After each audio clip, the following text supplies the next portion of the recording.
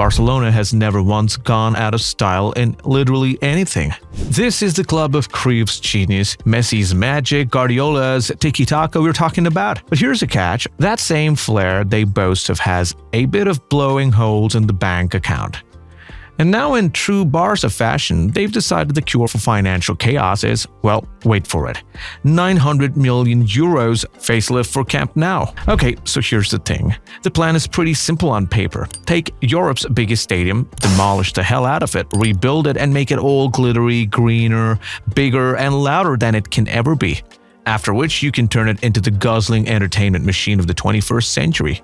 And by the time the program is done, supposedly June 2026, with a return penciled in for September 2025, at partial capacity and full completion expected by 2026-2027, Camp Nou will seat 105,000 fans over a solar roof panel, luxury corporate boxes, shopping malls, and enough VIP lounges to make Qatar look like some sort of a budget airline terminal.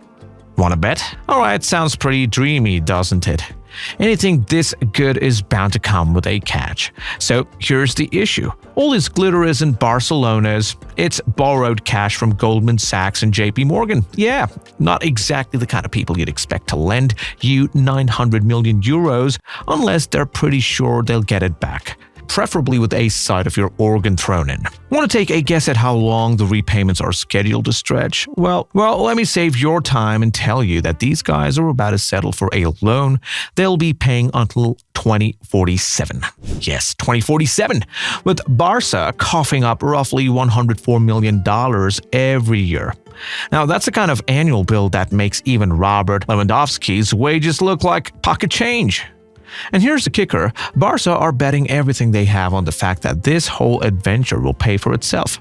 They think that the revamped stadium is going to be their ticket to luxury, giving them 200 million euros to 250 million euros a year in extra revenue from match day, naming rights, events, and tourists desperate to buy Messi on club keychains.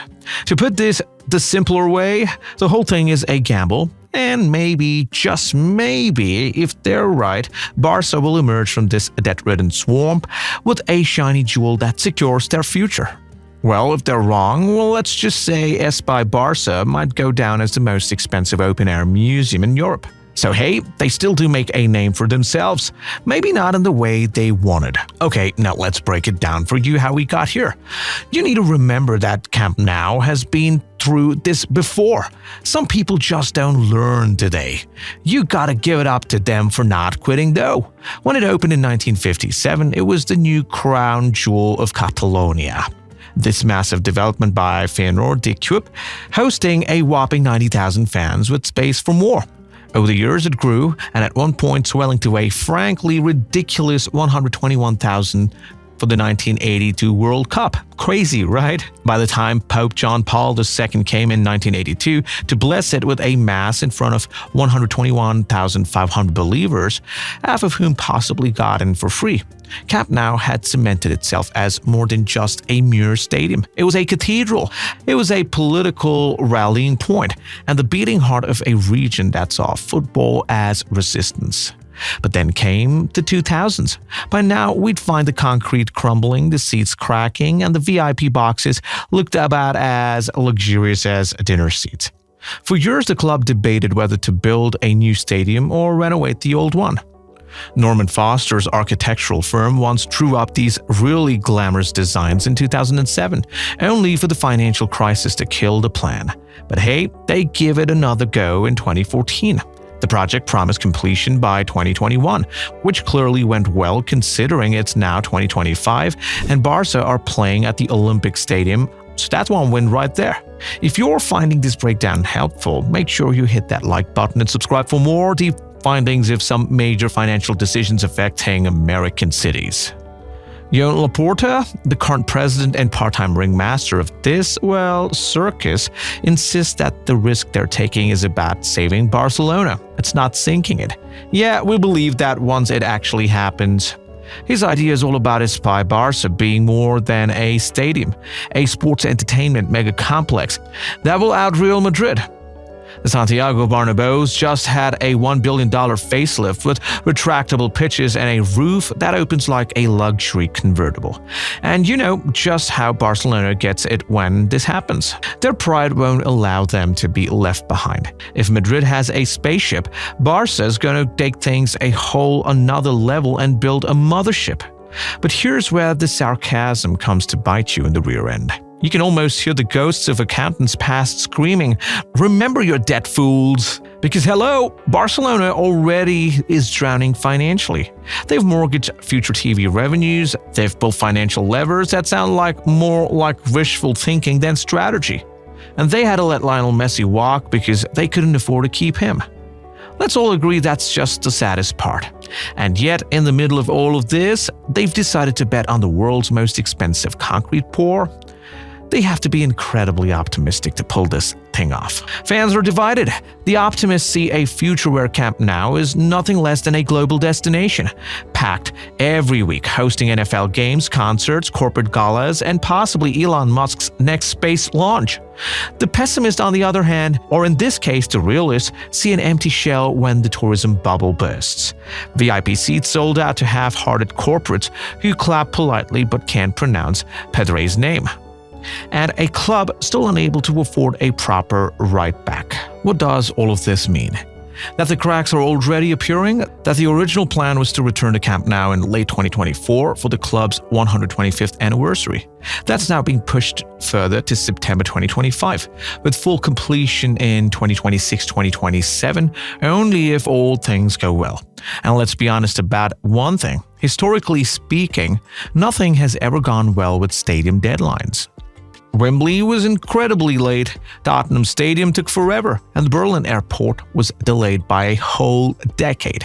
Construction projects have a habit of eating both time and money for breakfast. And Barca's €900 million bill could easily balloon to 1.45 billion euros or more once you factor in the wider Espai Barça project. At this point, it's not just a gamble anymore. It's Russian roulette with 5 whole chambers loaded. Meanwhile, the squad is feeling the pinch. Every euro sunk into steel, beams, and solar panels is a euro not spent on transfers. What's the current strategy? Well, bargain hunting in the free transfer market and praying that La Masia produces a golden generation every other year, which, to be fair, isn't impossible. Xavi, Ansu Fati, Lamine Yamal are all proof of that. But you can't run a Champions League powerhouse on academy graduates alone now, can you? Ask Arsenal's fans in the late 2000s how that worked out. There's also the slightly awkward matter of naming rights. In 2022, Spotify handed over $310 million for a 4-year deal to slap their logo onto the stadium. It's now the Spotify Camp Nou, which sounds less like Europe's grandest football ground and more like a festival venue sponsored by bad indie bands. The problem here is once Spotify's deal runs out, will anyone else pay that much? Some finance experts think Barca's projections are way too far to reach, pointing out that the naming rights aren't exactly a gold rush market.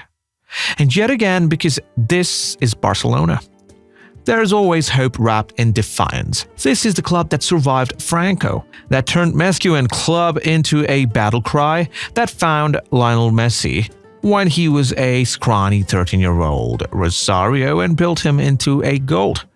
Maybe they'll pull it off again. Maybe the new Camp Nou will be packed with 105,000 fans every week, hosting Beyoncé's one night and Bayern Munich's the next, and the debt will melt away in a river of euros. But if they don't, if the projections were fantasy, if the construction overruns, if the revenue never materializes, if everything they're dreaming of just doesn't happen, Barcelona could be shackled to a debt mountain that suffocates them for decades. I mean, it would be exactly the greatest irony. The greatest stadium meant to secure their future rights might instead bury it. So the €900 million Camp Nou gamble is either the smartest business play in European football or the most reckless leap since Neymar decided PSG was a good idea. I wonder if he ever recovered from that decision. For now, all anyone can do is watch, wait, and hope that when the ribbon is finally cut, Barca hasn't built the world's most beautiful financial sinkhole. Until then, the Olympic Stadium at Montjuïc will echo with the chants of fans dreaming of home. And with that, we've come to the end of the video. What do you think the outcome might be? Feel free to let us know in the comment section down below. And if you found this video entertaining, make sure you smash that like button, subscribe to our channel, and click on the tiny bell icon to stay notified and updated on all our upcoming content. Thank you for watching. We'll see you in the next one. And if you want to see another massive stadium project that's creating controversy, next up, the $1 billion curse of St. Louis. You'll be shocked at the similarities.